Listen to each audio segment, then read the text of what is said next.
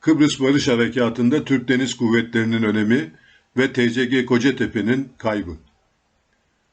20 Temmuz 1974 gününde Kıbrıs'taki soydaşlarımızın hak ve menfaatlerini korumak, Türk ve Rum toplumlarına barış getirmek için çıkılan Kıbrıs Barış Harekatı'nın 50. yılını kutluyor ve şehitlerimizi anıyoruz. Öncelikle belirtmek isterim ki Kıbrıs Barış Harekatı Türkiye'nin jeopolitiğini değiştirmiştir. Mavi vatan kavramını oluşturmuş ve Türkiye'nin milli hedefleri içine girmiştir. 1960 yılında kurulan Kıbrıs Cumhuriyeti'nin korunması amacıyla ek Londra Anlaşması ile Türkiye, Birleşik Krallık ve Yunanistan'a birlikte ve veya münferiden müdahale hakkı tanınmıştır. Türk Deniz Kuvvetleri her zaman olduğu gibi inisiyatif kullanarak, iyi bir öngörüyle durumdan vazife çıkararak, gelecekte olabilecek oldu bittilere karşı kuvvet yapısını milli hedefler doğrultusunda değiştirme, plan ve hazırlıklarına başlamıştır. Türlü iç ve dış engellere takılan bu hazırlığın haklılığı 1963 yılında hissedilmiş, 1967 yılında ise zaruri olarak gündeme gelmiştir. Başta Amerika Birleşik Devletleri olmak üzere Kıbrıs'a yapılacak müdahale için gerekli olan amfibi gemi ve araçlara diğer NATO devletleri de hiçbir katkıda bulunmamıştır. Özellikle Kıbrıs'a bir müdahale için gerekli olan harp silah ve araçlarının temini için donanma, sonra Deniz Kuvvetleri Komutanı olan Oramiral Kemal Kayacan'ın azim ve iradesini yazmadan geçemeyeceğim. 1963-64 yıllarında sadece hava unsurları ile yapılan ihtar kesin sonucu sağlayamamıştır. Deniz Kuvvetleri Komutanlığı'nın desteğiyle 1909'da kurulan Donanma Cemiyeti yeniden şahlanmış ve 1965 yılında Donanma Vakfı olarak kurulmuştur. Taşkızak tersanemizde Türk mühendis ve işçileriyle kendi dizaynımız olan 35 çıkarma aracı hizmete sokulmuştur. Hürriyet Gazetesi'nin "Millet yapar" sloganı ile halkımızdan toplanan paralarla gemilerimiz donatılmıştır. Büyük emekleri geçen başta Makine Albay Vecihi Bilgit ve Makine Albay Ferdi Gönüllü ile mühendis ve işçilerimizi minnetle anıyoruz. Makineler, Arifiye Tank Palet Fabrikası'ndaki onarımda olan arızalı tank motorlarına şaft takılarak yapılmıştır. Deniz Kuvvetleri Komutanı Oramiral Necdet Uran, 1968 yılında daha önce bölük seviyesinde olan amfibi birliğini bir tabur seviyesine getirerek eğitimlere ağırlık vermiştir.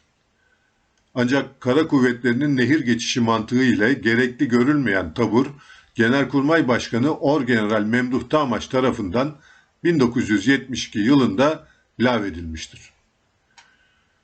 Buna rağmen efsane kuvvet komutanı Oramiral Kemal Kayacan, 9 Ağustos 1973 yılında amfibi alayını 2 tabur olarak yeniden kurdu.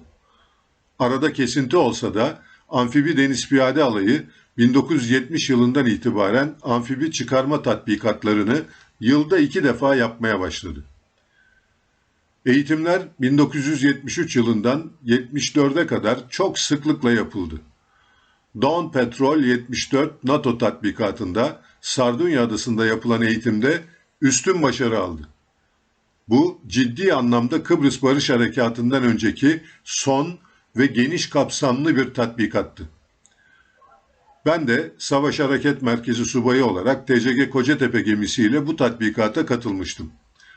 Alay 12 Mart 1974 yılında İskenderun'da konuşlandırıldı. Ana unsur olan Donanma Barış Harekatı'na nasıl hazırlandı? Aslında 4 Temmuz'da başlayan Deniz Kurdu 274 tatbikatı bu hazırlığın başlangıcıdır. 14 Temmuz'da Ege Denizi'ndeki tatbikatın birinci safhası bitmiş, gemilerin büyük bir kısmı Marmaris Limanı'na demirlemişlerdi. O yıllarda gemilerimiz genel olarak 1940-45 yapımı Amerika Birleşik Devletleri gemileriydi. Gözümüzün içi gibi bakıyorduk. Bir gerçek ki açık yazmalıyım, personel görev disiplini anlayışında gemilerine çok iyi bakıyor. Örneğin tepe sınıfı adıyla sınıflandırılan muhriplerin dizayn sürati 1945 yılında 35 mildir. TCG Kocatepe onarım çıkışı olan 1973 yılında Marmara'da 33,5 mil yapmıştır. 15 Temmuz'da Kıbrıs'ta darbe olunca 10 gün denizde kalan gemilerin arıza onarımı ve lojistik ihtiyaçları temin edilmesi, İzmir ve Mersin'e Gölcük İkmal Merkezi ve tersanesinden gelen mühendis ve işçilerimizin olağanüstü çalışmalarıyla yapılmış ve harekata hazır hale gelmiştir.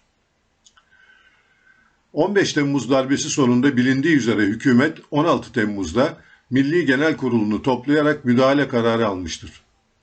Başbakan Bülent Ecevit'in İngiltere ile görüşmesi fayda vermemiş ve 19 Temmuz'da Kıbrıs'a ileri harekat başlamıştır.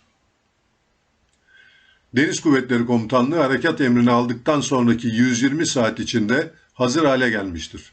Bu, o zamanki imkanlara göre büyük bir başarıdır. Bazı noksanlıklar vardı. Örneğin, elde tek Girne bölgesi haritası var.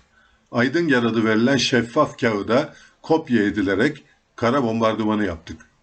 Başarılı da olduk. Deniz Kuvvetleri Komutanlığı yönünden ilkler yaşandı. Hatta dünyada ilk defa yapılan uygulamalar oldu. Kıbrıs'ta uygulanan yaz saati dikkate alınmayınca 1 saatlik bir gecikme oldu. Amerika Birleşik Devletleri özel temsilcisi 19 Temmuz'da sabah 2 saatlik bir zaman isteyince amfibi konvoy 2 saat geç ileri harekete geçti. Çıkarma plajında yapılması gerekli olan ana gemiden küçük LCM'lere asker indirme işlemi zamanı daha da uzatacağından bu işlem seyir halindeyken daha önce hiçbir eğitimi yapılmadığı halde yapıldı ve 2 saat kazanıldı. Çıkarma sahili Magosa olarak planlanmıştı.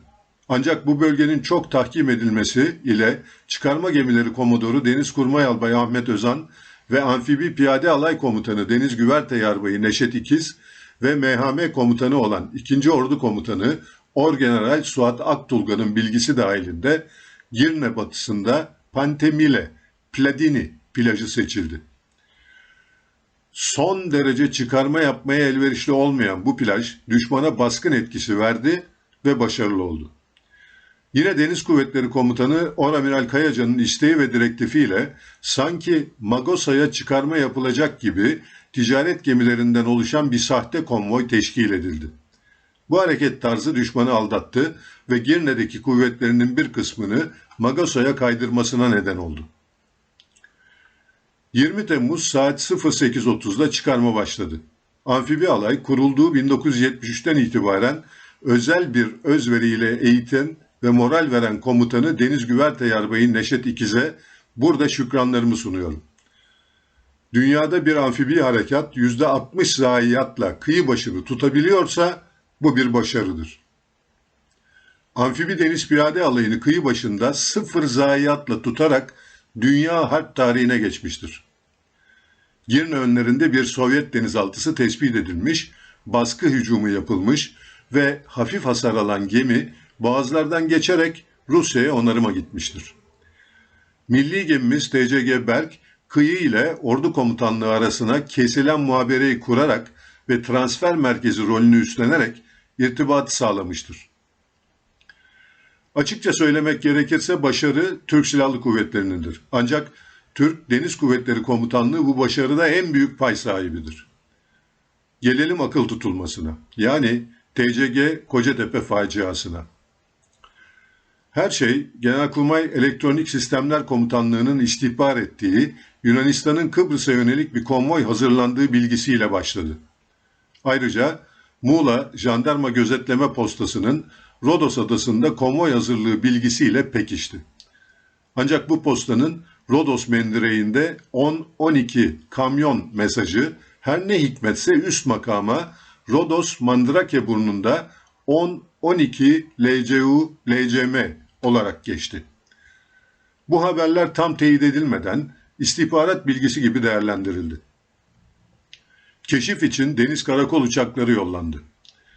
Deniz Kuvvetleri Komutanlığı'na yeni geçmiş bu uçaklarda hava ve deniz pilotları müştereken uçtular ve göz teması olmadan radar teması ile gemiler konvoy olarak varsayıldı.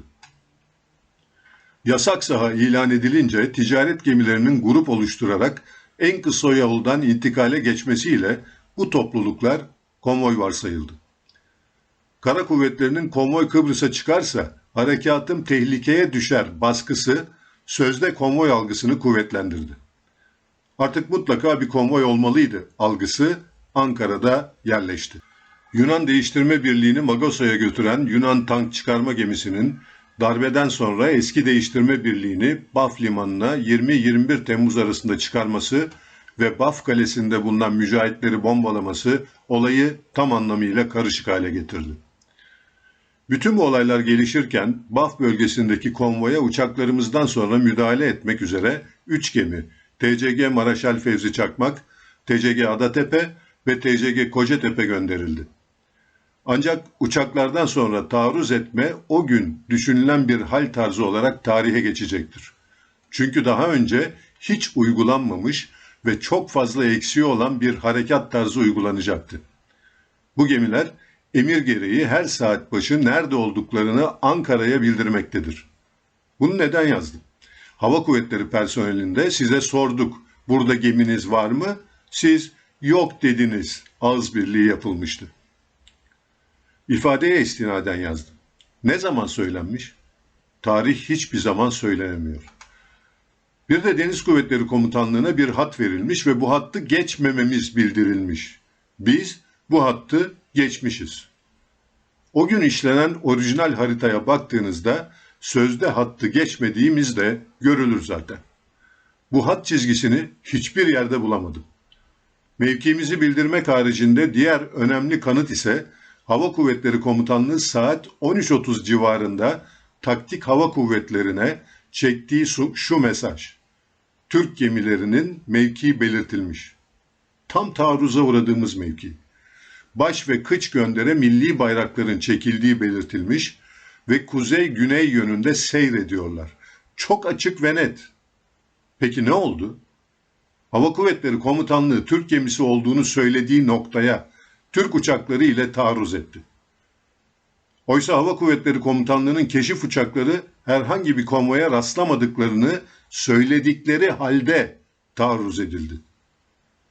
Kıbrıs'ta kullanılan parolayı almayan Ege bölgesinde konuşlanan uçaklarda taarruz edince parola anlaşmazlığı çıktı. Sonuçta saat 15.05'ten 19.55'e kadar tam 4 saat gemilere taarruz edildi. Türk gemisi olduğu bildirildiği halde. TCG Kocatepe çok eğitimli bir gemi. Komutanımız Denizkurmay Yarbay Güven Erkaya çok iyi bir gemi komutanıdır. Onunla çalışmaktan büyük gurur duydum. Çok şey öğretti bizlere. 18 Temmuz'da Mersin'de son defa gemiyi terk eğitimini bizzat benim hazırladığım senaryo içerisinde yaptırdı. Bugün bu satırları yazabiliyorsam onun kritik yer ve zamanda verdiği gemiyi terk emri sayesindedir. Erkaya komutanımı rahmet ve minnetle anıyorum. Sonuçta saat 15.05'te 65 dakika hava taarruzuna uğradık. Bir ara hücumlar kesildi. O anda komutanımız gemiyi terk emrini verdi. Çünkü artık gemi vuruş ve duruş gücünü kaybetmiş ve tamamen karanlıkta mücadele veren bir durumdaydı. 16.35'te gemiyi terk ettik. Gemide ve denizde arama kurtarmanın geç başlaması ile 54 personelimizi şehit verdik. İstihbarat ve bilgi akışındaki eksiklikler, deniz ve hava kuvvetleri arasındaki koordine bozukluğu, özellikle hava kuvvetlerinin de kendi içerisinde koordine ve bilgi akış eksikliği, şans, kader ve zaferden pay çıkarma egosu da eklenince bir akıl tutulması yaşandı ve TCG Kocatepe saat 22.10 ve 22.20'de 2 infilak ile Baf açıklarında battı. Şehitlerimizi rahmetle anıyorum. Kıbrıs şehitlerimizin günü olan 21 Temmuz'da benim başkanlığımdaki 38 kişilik şehit aileleri ve gazilerimiz Bahriye Ananesi ile bir tekne kiralayarak ve denize çelenk atarak anacağız. Ve 50. yıl anma etkinliği düzenleyeceğiz. Bunun sonucunda Mart ayından beri çalışmalarına başladığımız gecikmiş bir proje üzerinde çalışıyoruz. Bu bir anıt projesi. Amacımız 50. yıl içinde TCG Kocatepe Şehitler Anıtı'nın yapılmasıdır. Amacımız denizde kefensiz yatan şehitlerimiz için bir anıt yapmak. Onları artık vatan topraklarında yapacağımız bir anıt etrafında anmak ve yaşatmak. Bunun için muhtemelen harekata başladığımız ama dönemediğimiz liman olan Mersin düşünülüyor. Bu konuda başta Deniz Kuvvetleri Komutanlığı olmak üzere gerekli mercilerle görüşeceğiz. Geç kaldık. İlgili kurum ve kuruluşların desteğini alacağımıza inanıyorum. Bu vesile ve basın aracılığıyla bu proje yazımı okuyan kurum ve kuruluşların da ilgisini çekeceğimizi düşünüyorum. 50 yıl. Zaman çabuk geçiyor. Kıbrıs Barış Harekatı her şeye rağmen dünya harp tarihinde çok önemli bir harekattır. Başarılmıştır. Türk askerinin sorumluluğu üstlenmesi, pratik zekası ve özgüveniyle başarılmıştır. TCG Kocatepe'nin kaybı bu harekatı asla gölgelemez. Bu unutulmamalıdır. Önemli olan ders alınmasıdır. Harp akademilerinde çok daha geniş kapsamlı incelenmelidir. Yazımın sonunda Kıbrıs davası için canını veren mücahitlerimize, barış harekatında şehit olan Türk Silahlı Kuvvetleri personeli, Türk Mukavemet Teşkilatı ve mücahitlerimizi rahmetle anıyor, gazilerimize sağlıklı yaşam diliyorum. Özhan Bakkalbaşıoğlu